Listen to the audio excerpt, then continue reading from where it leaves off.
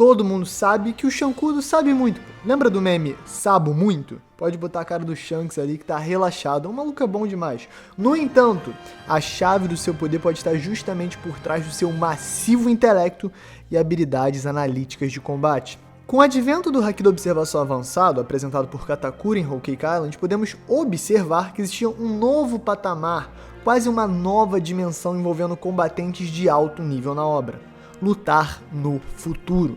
E o que seria a temática de Shanks, se não a de alguém que está constantemente travando suas batalhas no futuro?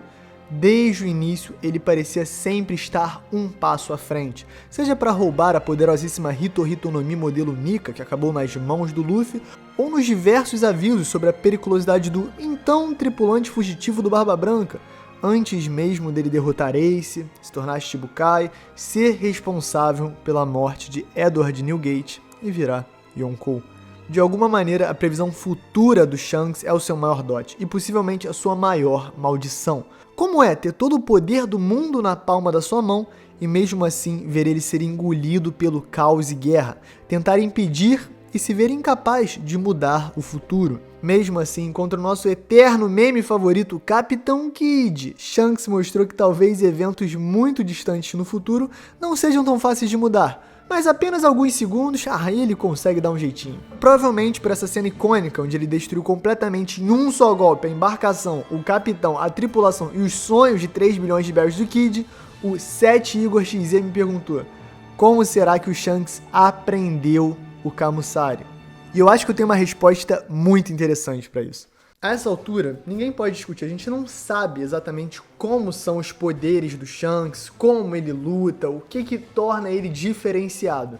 Mas com tanto hype em cima, que tipo de habilidade seria interessante e útil pro Ruivo, mas que também fizesse sentido com o que já foi apresentado no mangá? O único golpe nomeado que ele deu até agora não é algo aleatório. Na verdade, o Oda mostrou um golpe específico que, para os leitores mais atentos, pode já ser considerado lendário.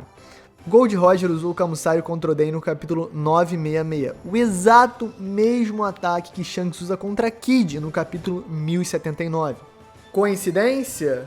Acho que não. A gente sabe que o Shanks era aprendiz do Roger no Oro Jackson, inclusive ele estava presente na luta contra os piratas do Barba Branca que vimos durante o flashback do Oden. Então é fato que ele já viu no mínimo 1 ou 2 vezes o seu então capitão aplicar essa habilidade. E o que eu tô querendo dizer é o seguinte: e se a habilidade mais roubada do Shanks não é simplesmente ver 5, 10, até 30 segundos no futuro, e sim conseguir compreender, processar e reproduzir qualquer técnica que ele observe com seu haki da observação observante observador observando. Uma espécie de Kakashi ou até Gojo, um gênio capaz de reproduzir técnicas de espadas e outras habilidades marciais a um nível de perfeição que até supere o usuário original. Isso encaixaria sua forma de combate tematicamente com o que já foi apresentado pelo personagem.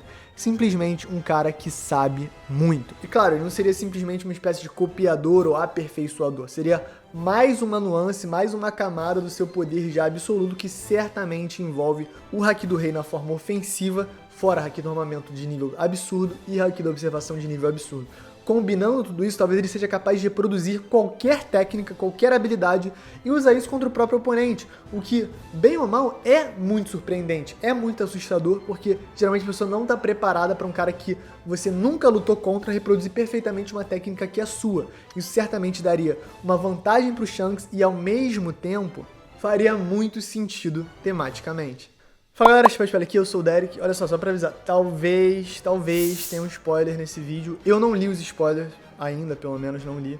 Então eu peguei as perguntas, mas aí eu vi que saiu umas dicas de spoiler e tal. Então veja esse vídeo sob sua conta e risco. Eu pessoalmente não vou spoiler, ou no mínimo conscientemente. Mas nas perguntas talvez tenha algumas dicas e já me atentaram pra isso. Então, só pra deixar avisado, só pra ser todo mundo agindo na boa fé, na bondade, na honestidade. Tá bom, Alanzito, chama a vinheta. Dê uma checada no canal do Alan, linkzinho na descrição. Vale muito a pena, já tá bombando e vocês têm que brotar lá porque o conteúdo é de altíssima qualidade. Alanzito, mete bala, nosso editor querido, e chama a vinheta.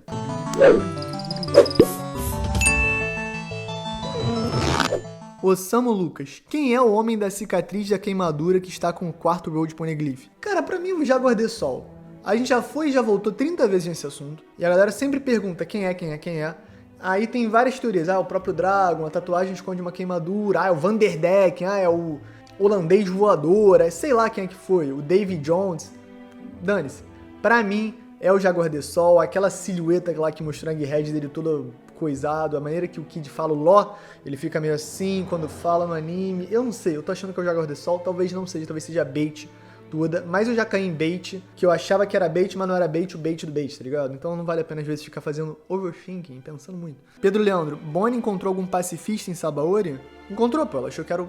em Sabaody. Não lembro. Não lembro. Alan, se ela encontrou, mostre na tela pra galera. Freak Scars, e se o Imu já tivesse aparecido no mangá, mas disfarçado como outro personagem? Quem seria? Caraca, quem o Imu poderia ser? Outro personagem. Cara, imagina se ele fosse o Príncipe Stelly, o irmão mais velho do Sabo. Cara, não sei. A Tsuru, alguém na marinha louco, sei lá. Eu não consigo imaginar assim de cabeça. Mas seria interessante, talvez se ele fosse algum nobre mundial, mas que se disfarça, sabe? Eu acho que seria bem bacana. Talvez se ele fosse algum rei de algum lugar que já apareceu algumas vezes, alguma coisa assim. Acho que seria bem curioso, mas eu não consigo imaginar o Imu descendo e agindo no meio da galera. Ele parece ser o que há de mais sacro, mais sagrado, mais absolutista e tal. Por isso que eu acho que ele fica só lá no topo mesmo, nas flores e tal. No frigobar dele que tem chapéu gigante congelado e cartaz de pôster que ele quer matar e apagar da história. Acho que essa é a vibe do Imu. Mano Zero Fer, Luffy Bonnie igual Deco com a menina nas costas em Escola de Heróis, My Hero Academia. Pode ter, né? Tipo assim, se o Luffy usa o Gear 50 e a Bonnie volta à idade dele, que ele fica meio velhote, mas eu acho que o problema é que o Gear 50 não é que ele fica literalmente velhote, e aí a fruta da Bonnie vai rejuvenescer ele, não é tipo um Jukusuru reverso, tá? Jukusuru é a habilidade da Shinobu, que amadurece, né? Então seria o reverso. Não é da idade. Eu acho que não tira dano. Minha impressão é que não tira dano. Seria legal, talvez, se tirasse dano. Tipo assim, é como se você voltasse no tempo, então como se você nunca tivesse tomado esse dano. Seria interessante, mas ao mesmo tempo... ia ser esquisito. Não sou fã. Low.uriel. O que vai ser a partir de agora? O que esperar dos próximos capítulos? Pô, na moral, se no 1100 não aparecer o Dragon estourando a galera, se não acontecer uma parada grande, eu vou ficar um pouco decepcionado. Por quê? Está no flashback do Kuma, que é um flashback... brutal. Ai, meu coração, já apareceu o God Valley, já apareceu o Garden, já apareceu Dragon Jovem, já apareceu o Vegapunk e tal. Bagulho muito pesado. Mas a gente tá muito tempo fora de um hype muito maior, que é o do Jay Garcia Saturno. Eu preciso da resolução do Jay Garcia Saturno e eu queria uma resolução relativamente longa, ver um pouco mais dos poderes dele, ver qual é a relação dele com a Bonnie. Será que ele é o pai da Bonnie mesmo? Cara, isso seria tão doentio, tão bizarro.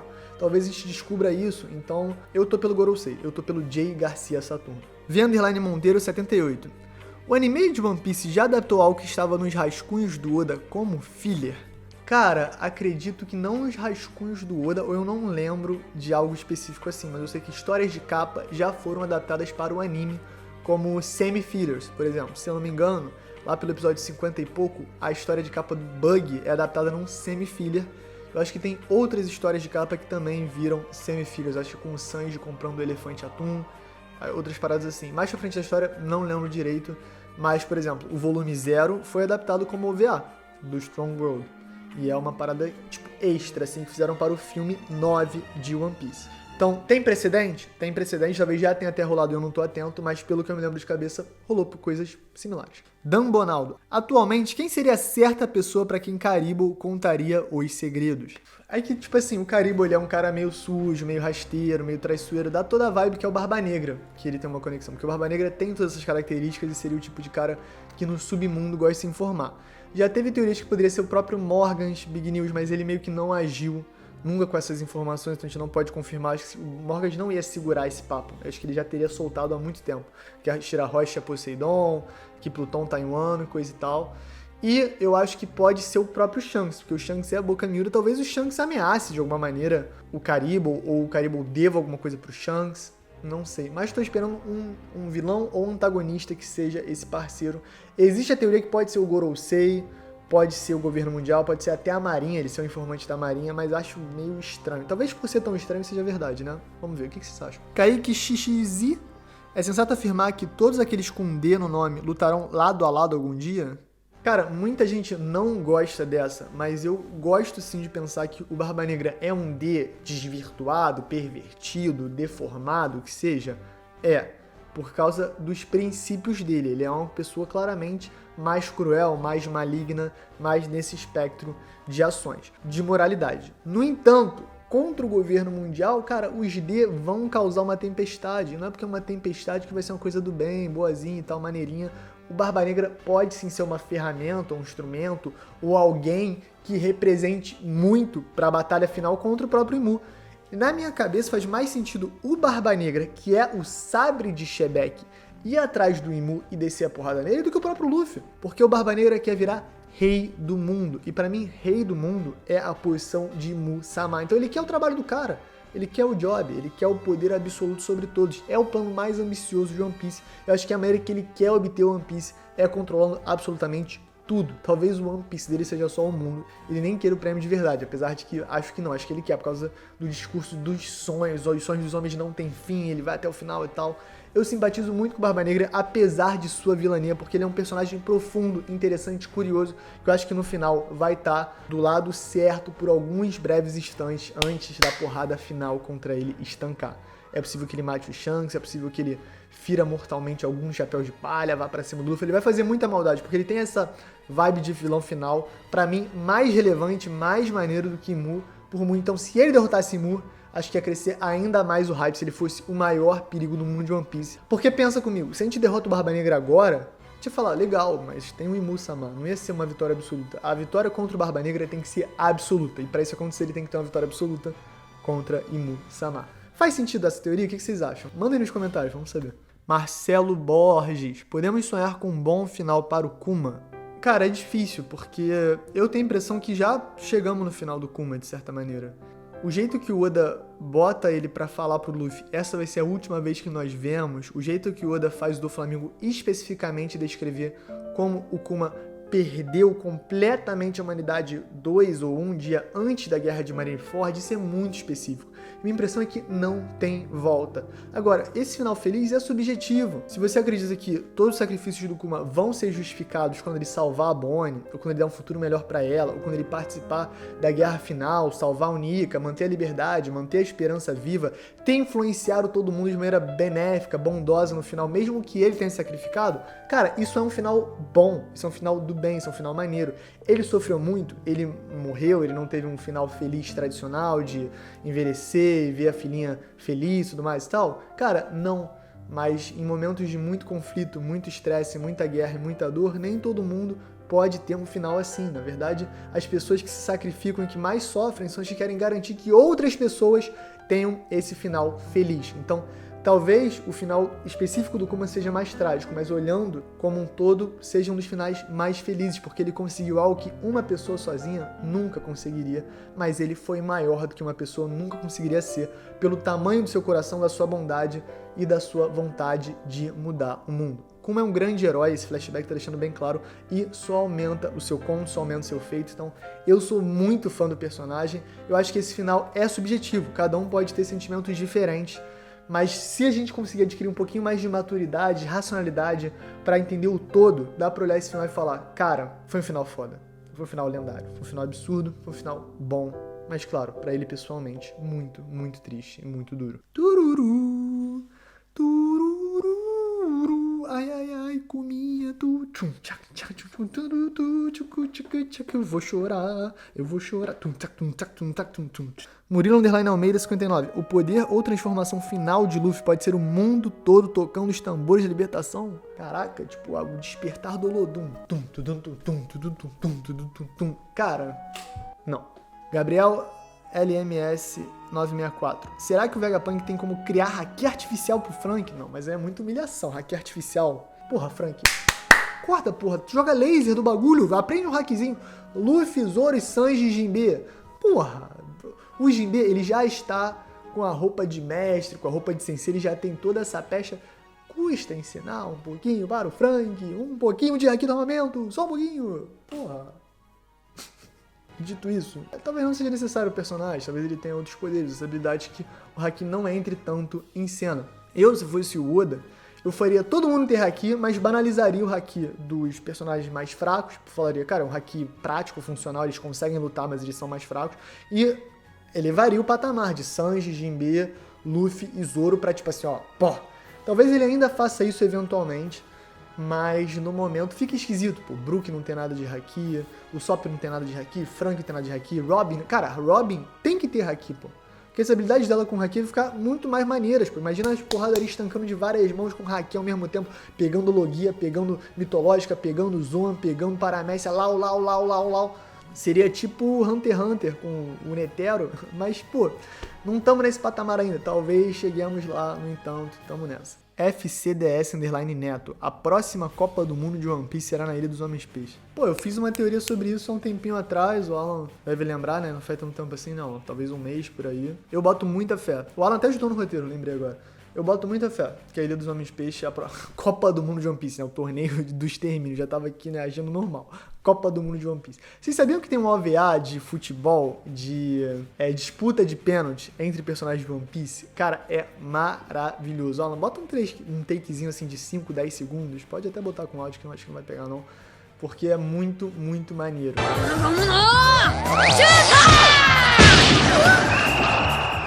Leão_Luiz. Shanks já ultrapassou o poder do Roger? Cara, eu sou uma das pessoas que acha que a antiga geração é mais poderosa que a atual. E eu não consigo imaginar o Shanks com um braço a menos ser mais forte que o Roger com 2. Talvez ele seja tão forte quanto o Roger, mas com talvez 10, 5% a menos, o que já é absurdo, né? Porque, pô, ele tem um braço a menos. Mas, pô, esse braço deve fazer diferença. O próprio Mihawk falou que faz diferença. Por isso que eu acho que o Shanks auge não é tão forte contra o Roger auge, que talvez seja o mais forte da história da obra. Ou talvez Barba Branca auge, ou talvez Garp auge. Um dos três, é o trio dos Golds. Welton_Tavares. Se o Kuma reunisse num golpe toda a dor e sofrimento da sua vida, seria esse o golpe mais forte da obra?